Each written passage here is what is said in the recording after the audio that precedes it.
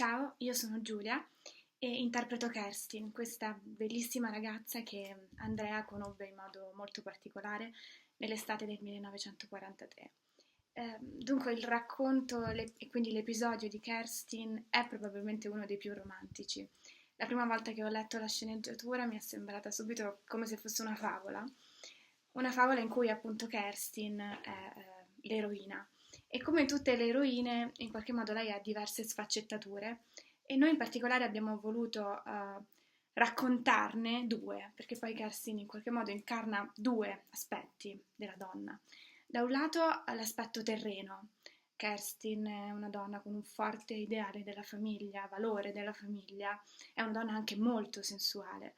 Dall'altro però Andrea ce la racconta anche come una sorta di figura angelica, una donna molto eterea, come se fosse una visione, un sogno. Non voglio svelarvi altro. Kerstin e Andrea vi aspettano questa sera su Rai 1 alle 20:30 dopo il TG. Ciao!